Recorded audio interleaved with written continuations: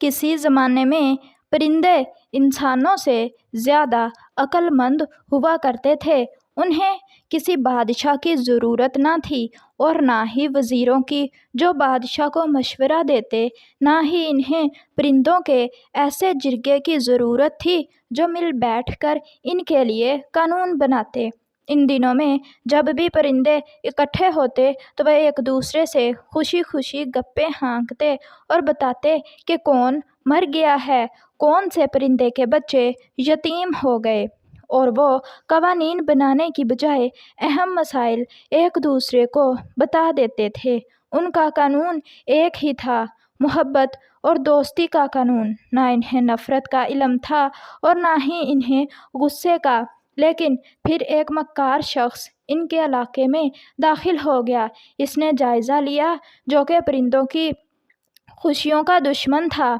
इसने मोर से कहा, तुम अपने आप को आम परिंदा क्यों समझते हो, हालांकि तुम बाकी सब परिंदों से ज़्यादा खूबसूरत हो। मोर उसकी लच्छेदार बातों में आ गया। वीडियो में आगे बढ़ने से पहले आपसे एक छोटी सी रिक्वेस्ट है कि अगर आप चैनल पर न्यू हैं तो चैनल को सब्सक्राइब और वीडियो को लाइक कर दें, शुक्रिया। फिर वही शख्स अकाब के पास गया और उसे कहने लगा, तुम ये मरियल से परिंदे कोयल को अपना दोस्त क्यों समझते हो? क्या तुम बाकी सब परिंदों से ज़्यादा ताकतवर नहीं हो? तुम बादलों से भी ऊपर उड़ने वाले हो। तुम आसानी से अपनी चोंच से उसके टुकड़े कर सकते हो। उकाब उसकी बातों में आ गया। वो उड़कर गया और उसका घोंसला तहस नहस कर आया। इस तरह आहिस्ता आहिस्ता वो मक्कार परिंदों के बीच दुश्मनी के बीज बोने में कामयाब हो गया।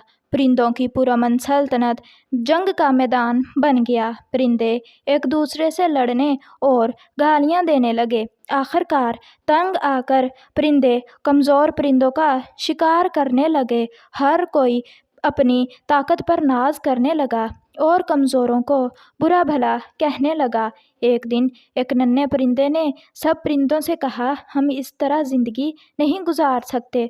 वह सब अकाब के पास गए और उससे कहा, हमें इंसाफ चाहिए। आप सबसे ताकतवर परिंदे हो, बेहतर हो सब पर हुकूमत करें ताकि कोई किसी के साथ ज़्यादती न कर सके। अकाब खुशामद पसंद था, फ़ौरन मान गया। लेकिन परिंदों के चले जाने के बाद वही मक्कार अकाब के पास आया और उससे कहा, बादशाह तो होते ही अवाम से खिदमत कराने के लिए हैं।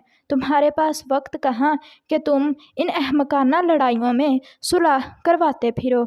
बेहतर है कि तुम उल्लू को इनका बादशाह बना दो। उसकी आंखें कीमती पत्थरों जैसी होती हैं।